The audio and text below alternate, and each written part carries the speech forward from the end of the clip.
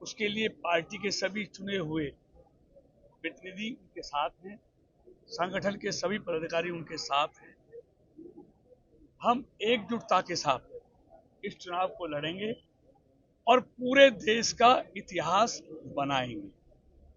फरीदाबाद की जीत आज तक की हिंदुस्तान के महापौर की सबसे बड़ी जीत होगी, ये मैं आप सबको बताना चाहता हूँ। सर, टिकट वितरण के बाद रूठों को कैसे मनाएंगे? बाकी दावेदार नहीं है जो टिकट मांग रहे थे मेयर पद के। सारे हैं, ना सीमा त्रिका है ना नीरा। सीमा जी भी साथ, अभी हवन में सारे थे। सीमा जी भी थी, नीरा जी भी थी, संदीप जी थी भी, और अपना अनिता शर्मा जी भी थी। सब हवन में है।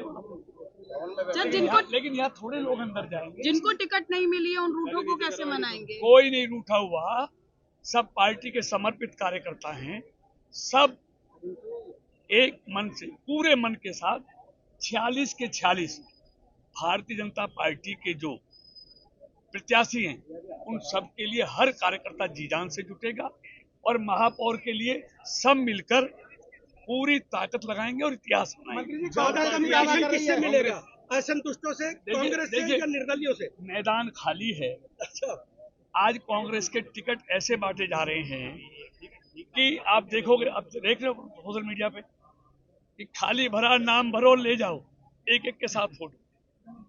कांग्रेस का सबसे खराब प्रदर्शन आज तक का इस चुनाव में रहने वाला है। एक भी सीट पर, जैसे दिल्ली में 3 बार से कांग्रेस की सिफर है ना, सिफर, इस बार फरीदाबाद में महापौर समेत कांग्रेस की 0 सीटें होंगी। ये मेरी बात याद रखिए। कांग्रेस निर्दलीय चुनाव लड़ रहे हैं। देखिए, ये तो आप अपनी आत्मा से बता दो।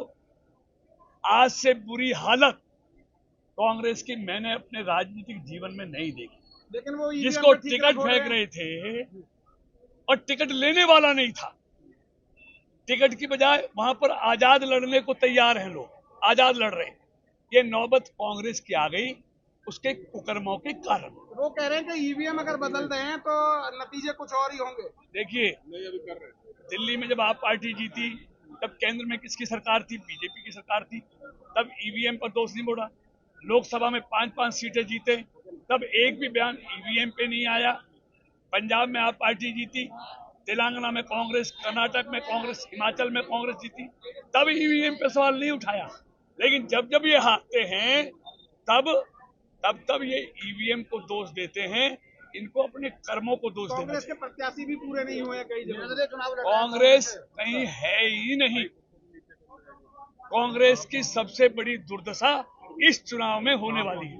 देखो, हमारा गांव विधानसभा है। अगर हम लोकसभा की बात करें 14, 19, 24 गांव विधानसभा, सभी विधानसभा में 9 के 9 में भारतीय जनता पार्टी सबसे ज्यादा मतों से अंतर से जीती थी और इस बार भी हमारी 40 की 40 के उम्मीदवार हैं जीत कर आएंगे और हमारा मेयर पद के उम्मीदवार भी सबसे ज्यादा मतों से और एक रिकॉर्ड मतों से जीत कर आएंगे। मुकाबला देख रहे हो? मुकाबले में कोई है ही नहीं। सब आज कांग्रेस के पास, विपक्ष के पास उम्मीदवार तक नहीं हो रहे कि मिल रहे हैं कि भाई उनको लड़ा सकते। भारतीय जनता पार्टी के नेतृत्व में ट्रिपल इंजन की सरकार फरीदाबाद में बनने जा रही है। नायब सैनी जी के नेतृत्व में मेयर प्रत्याशी समेत 46 के 46 जितने भी हमारे पार्षद पद के उम्मीदवार है, सभी पर जीत दर्ज होने वाली है और आज तक का ऐतिहासिक रिजल्ट फरीदाबाद के नगर निगम चुनाव में आया। सर, विधानसभा में भी आपने जीतने के लिए चुनाव नहीं लड़ा था, मार्जिन के लिए चुनाव लड़ा था और पार्षद पद के जो प्रत्याशी उनके लिए भी आप इसी तरह से चुनाव की कामना करते हैं। देखिए, आज चाहे लोकसभा के, आज यहाँ पर पार्षद पद के उम्मीदवार हो चाहे मेयर पद के उम्मीदवार हो, एक बहुत बड़े मार्जिन से जो है वो जीत दर्ज होगी और जो है आने वाले चुनाव के अंदर एक ऐतिहासिक रिजल्ट भारतीय जनता पार्टी के पक्ष में। कांग्रेस लगातार दावा कर रही है कि बीजेपी जो है ईवीएम के दम पर सरकार बना रही है। देखिए, कांग्रेस का तो ये रोना रहता ही है।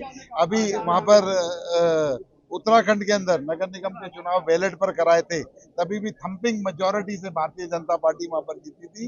अब जब तेलंगाना के अंदर सरकार आती है, जब कर्नाटक के अंदर सरकार आती है, जब छत्तीसगढ़ के अंदर सरकार आती है, जब ईवीएम पर दोष नहीं देते, जब ये हारते हैं तो ईवीएम पर दोष देने का काम। मेयर पद के दावेदारों का मैं यही कहना चाहूंगा कि प्रवीण जोशी एक पार्टी की कार्यकर्ता है, कर्मठ कार्यकर्ता, और भारी मतों से आने वाले चुनाव में वो मेयर पद का पदभार संभालेंगे। मिलने से कुछ लोग नाराज भी हुए। नहीं, ये एक लोकतांत्रिक पार्टी है। थोड़ा सा लोगों को जब टिकट नहीं मिलती, स्वाभाविक है, घंटे 2 घंटे मन खराब होता है, लेकिन सब लोगों ने मिलजुल कर प्रवीण जी को समर्थन दिया, सब मिलकर चुनाव लड़े। आपको जिम्मेदारी बड़ी दी गई है पूरे हरियाणा में कि भाई जिता के लाने हैं, किस तरीके से रहेगा चुनाव का पूरा सिस्टम? 34 की 34 यूएलबी के अंदर जो चुनाव हो रहे हैं उसमें भारी मतों से भारतीय जनता पार्टी जीतने वाली है।